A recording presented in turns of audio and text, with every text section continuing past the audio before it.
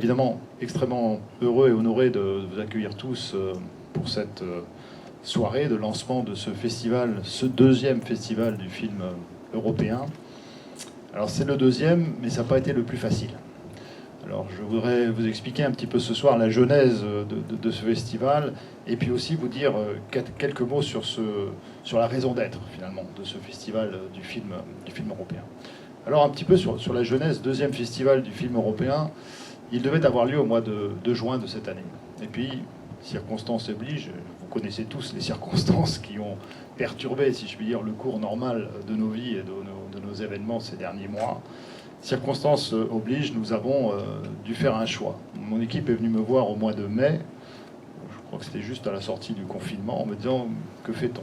Que fait-on ? Est-ce que on maintient nos engagements avec tous nos partenaires de faire encore cette année, peut-être au mois d'octobre, ce festival du film, ou est-ce que nous décidons de reporter tout ça à l'année prochaine, j'allais dire au calendrier grec peut-être, puisque on allait... Et c'était probablement la solution la plus simple et la plus facile. Finalement, de reporter, ça aurait été plus simple. Et pour ceux qui me connaissent un peu, je n'aime pas trop la facilité, je n'aime pas trop les solutions simples, et je n'aime pas surtout pas me faire dicter le cours des choses par un petit virus dérangeant. Donc, non, j'ai dit à mes équipes, non, écoutez, on va prendre le pari de tenir ce festival cette année encore. Et il y avait ça, je crois, aussi deux raisons principales qui ont animé ce choix. La première, c'était la confiance aussi dans la capacité des autorités mauriciennes. Monsieur le Président, merci beaucoup, de gérer cette crise sanitaire et d'assurer effectivement que nous passerions ce cap difficile et que nous pourrions continuer à vivre presque normalement, même si on est tous un petit peu masqués ce soir, même si on a du gel alcoolique à l'entrée, si on vous prend la température, etc. Bon, ça devient la nouvelle normalité, si je puis dire, de notre vie, mais il y a la confiance effectivement dans la capacité d'organiser des événements culturels, et donc nous avons pris ce pari avec mon équipe de le faire en appliquant bien sûr un strict protocole. La deuxième raison, peut-être encore plus fondamentale, c'était l'idée qu'il fallait sortir un peu de cette grisaille dans laquelle nous avait plongé ce petit virus, de ce confinement, de ces quarantaines, de ces moments de distanciation sociale, et qu'au contraire, il fallait recréer un peu de lien social, recréer un peu d'espoir, recréer un peu de rêve, et nous sortir de cette ambiance un peu morose, et de nous faire rêver, de nous faire voyager à nouveau à travers la culture. Il n'y a pas rien de mieux, je crois. On avait tous besoin, je pense, d'un peu de culture, d'un peu de fraîcheur pour sortir de cet univers. Et puis c'est aussi un autre élément, c'était d'apporter nos amis de la culture, parce que qui est-ce qui souffre le plus aujourd'hui? Bien sûr, le tourisme souffre très fort. Bien sûr, le transport aérien notamment souffre beaucoup. Mais ceux qui souffrent également beaucoup, c'est tout ce qui est création culturelle, bien sûr. Donc il fallait, je crois, envoyer un message positif, un message d'espoir, et dire effectivement non, nous sommes aux côtés, je dirais, des acteurs culturels. Nous souhaitons les appuyer en cette période particulièrement difficile. Alors on a pris le pari, effectivement, de maintenir ce festival du film en dépit de toutes ces circonstances un peu difficiles. Alors ce soir, et dans les jours à venir, les 3 week-ends à venir, si je puis dire, vous allez, je crois, pouvoir bénéficier d'un très beau festival du film européen. Il est caractérisé, je dirais, par quatre mots. Le premier mot, c'est, je crois, le mot de qualité. Tous les films qui vont être projetés, les 9 longs métrages, les 14 courts métrages qui vont être projetés, sont tous des films qui ont été primés à un titre ou à un autre dans un certain nombre de festivals européens. Donc c'est tous, je voudrais le dire. Alors en plus, il y a un autre élément de qualité, c'est qu'on les a sélectionnés, tous ces films. Il y a notre ami qui se cache là-bas derrière, David Constantin, qui a visionné 50 films pour en extraire 9 qu'il considère certainement comme les films les plus adaptés, les plus intéressants pour le public mauricien. Donc il y a vraiment un effort de sélection, de qualité qui a été fait pour vous offrir effectivement ce très beau festival. Je rappelle aussi que ces sélections sont faites en partenariat avec l'Institut français, le Goethe Institut allemand également. Donc merci aussi à nos partenaires de la Team Europe qui nous accompagnent dans ce processus. Également l'ambassade d'Espagne à Pretoria, à propos de ce film que nous verrons tout à l'heure, qui est un film d'animation, donc ça on dira un mot tout à l'heure, sur la vie de Buñuel. Donc qualité, Deuxième mot clé de ce festival, c'est le mot liberté. On retombe sur les valeurs fondamentales, les valeurs qui sont celles de l'Union européenne, qui sont celles que nous partageons avec la République de Maurice également. Liberté de s'exprimer, liberté de créer. C'est le cas pour Bunel, qui n'a pas toujours eu la vie facile dans sa création artistique, comme on le sait à travers son histoire. Liberté d'aimer aussi, d'aimer différents types de relations d'amour dans ce contexte-là. Il y a un très beau film, Rafiki, qui parle d'un amour entre deux femmes en Afrique. C'est aussi un film qui interpelle et qui fait réfléchir. La lutte pour la liberté, parce que parfois il faut se battre pour préserver sa liberté. Et je crois qu'il y a un certain nombre de films qui vont parler de ça, que ce soit en Ukraine, que ce soit à Chypre ou ailleurs. C'est la nécessité effectivement parfois de se battre pour défendre les valeurs auxquelles nous croyons, auxquelles nous sommes attachés.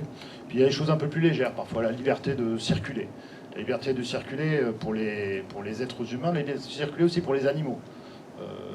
Un animal qui vit à Chypre ne connaît pas forcément la ligne de démarcation entre la partie grecque et la partie turque. Et par malheur, il passe d'une partie grecque à la partie turque. Et c'est tout le drame pour son propriétaire d'essayer de récupérer son pauvre chien, qui est une histoire très compliquée, visiblement compliquée par la folie des hommes, la bêtise des hommes parfois, qui rendent ce genre de choses très, très difficiles à vivre. Donc liberté, qui nous est très cher, sera évidemment un mot clé également. Liberté ne va pas sans une autre dimension qui est celle du partage. Nous avons aussi beaucoup de choses à partager avec, entre les cultures, entre la culture européenne et la culture de nos pays d'Afrique, du Pacifique et des Caraïbes. Donc on a voulu aussi mettre en exergue des coproductions sur ces cinémas de partage. Donc il y a 2 coproductions qui sont là. L'une qui est celle que j'ai évoquée tout à l'heure de Rafiki, entre cet amour entre deux femmes, qui est une coproduction sud-africaine et française. Une autre production qui est soudano-franco-allemande, je crois, si je ne me trompe pas, donc qui concerne Talking About Trees, pour nos amis américains. Donc Talking About Trees, donc on parle effectivement d'écologie dans ce cas-là au Soudan. Donc c'est un film effectivement, je crois, qui est très intéressant et qui interpellera beaucoup d'entre nous. Et puis partage, ça veut dire aussi partager le cinéma entre adultes, mais partager le cinéma avec la jeunesse aussi. Donc avec ce festival, ce que nous avons aussi, c'est des activités culturelles avec les écoles, avec les jeunes, parce que qu'on ait 6 ans, 8 ans, 9 ans, 12 ans, on devient rapidement un petit metteur en scène soi-même, hein, que ce soit sur TikTok ou sur d'autres réseaux sociaux. Les enfants aussi deviennent rapidement des animateurs. Donc c'est intéressant qu'ils sachent ce que c'est que l'image, comment est-ce qu'on crée l'image, comment est-ce qu'on crée un film, et puis qu'ils sachent aussi que les films peuvent donner des images de la réalité parfois, ou au contraire être des éléments parfois de fausses informations qui peuvent aussi se trouver véhiculées à travers ce type de réseaux sociaux. Donc c'est important pour eux qu'ils soient informés et formés à ces différents éléments. Merci encore à David Constantin qui a déjà animé hier un atelier avec les écoles et qu'on animera encore d'autres demain et après-demain, je crois, avec les écoles. Donc ça, c'est quelque chose qu'on voulait aussi, cette dimension jeunesse. Dernier mot fort de ce festival, c'est la diversité. La diversité donc du type de film, puisqu'on a des films qui viennent de tous les horizons, de tous les pays européens dans ce contexte-là. C'est des films aussi qui sont des films d'animation, qui sont des films de comédie, des films parfois dramatiques. Donc voilà, il y en a pour tous les goûts, si je puis dire, de ce point de vue-là, au niveau de l'animation de ces différents films. Voilà, je voudrais donc vous remercier tous d'être là ce soir. Merci Monsieur le Président, merci Monsieur le Vice-président de nous honorer de votre présence ce soir. Et après avoir remercié tous nos amis de l'ambassade de France, de l'Institut français, de l'ambassade d'Espagne à Pretoria, de MCiné, aussi le Film Classification Board qui nous a aussi donné l'autorisation de faire ce festival. Eh bien, écoutez, je voudrais juste vous terminer en vous citant une pensée de Wim Wenders qui disait ceci: un film ne projette pas uniquement des images, il reflète chaque image de notre société avec ses valeurs, avec ses habitudes, avec ses espoirs, avec ses craintes. Alors aujourd'hui, je voudrais mettre en avant l'espoir plutôt que les craintes. Bonne soirée à tous. Permettez-moi tout d'abord de remercier son Excellence, Monsieur l'ambassadeur de l'Union européenne, pour l'invitation qui m'a été adressée ce soir. C'est un réel plaisir de me joindre à vous pour la cérémonie d'ouverture de la 10e édition du Festival du film européen de Maurice. Cela me réjouit que l'Union européenne a décidé de renouveler ce rendez-vous culturel qui avait démarré, je dois dire, qui avait germé en 2018, à l'occasion de la célébration du 50e anniversaire de l'indépendance de l'île Maurice. Et malheureusement, pour des raisons pratiques, on n'a pas pu organiser le premier festival en 2018, mais ça a été fait l'année dernière. Et cette année-ci, deuxième année, comme on dit, jamais 203. C'est ce qu'on espère nous tous. Je note avec plaisir que la programmation de cette année reflète une fois de plus, comme disait M. l'ambassadeur, la diversité et la richesse du cinéma européen, avec des films d'animation, documentaires et comédies, en passant par différents pays d'Europe qui ont tous été récompensés à l'international. Je tiens aussi à saluer mon bon ami David Constantin, qui a dirigé divers courts-métrages, qui est quelqu'un de très connu dans le domaine cinématographique à Maurice, et qui a dirigé divers courts-métrages et documentaires primés dans des festivals internationaux, et qui s'est chargé de la programmation de ce festival. Le public mauricien aura l'occasion de découvrir des films ayant pour thème la liberté, la famille, l'amitié, l'écologie, bref, des sujets universels qui resteront toujours d'actualité et qui nous interpellent. Cette deuxième édition reste donc un événement important, célébrant et renforçant les liens entre l'Europe et l'île Maurice. Elle est aussi une belle occasion de se retrouver autour d'un événement culturel de qualité, surtout après une période où nous avons été confinés à la maison. Je crois pour moi-même, ça fait plus de 6 mois que je ne suis pas venu dans une salle de cinéma.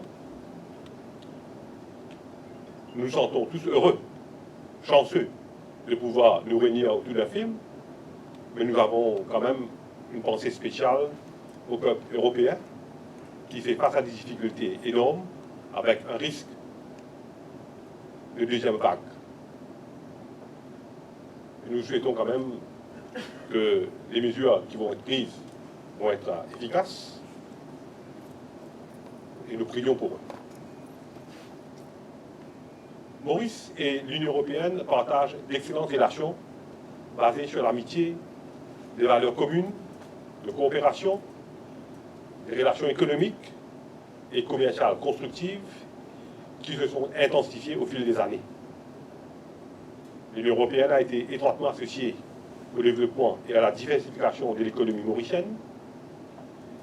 Sur le plan culturel, je suis ravi de noter que l'Union européenne s'est non seulement engagée à promouvoir la diversité des cultures de ses 27 États membres, mais a également soutenu les acteurs culturels locaux à travers le programme ACP Culture. Nous avons aussi mis en place des avantages fiscaux offerts par le Film Rebate Scheme, ainsi que des facilités offertes par la MFDC et le IDB. J'invite donc l'Union européenne, ainsi bien que les différents États membres, d'encourager des cinéastes des différents pays, d'en prendre davantage de ces incitatifs fiscaux qui ont été introduits par le gouvernement mauricien.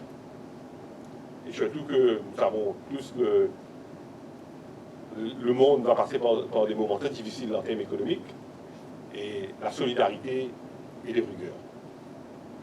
Si je fais quelques mots, je vous souhaite de passer une bonne soirée et un bon festival. Merci beaucoup.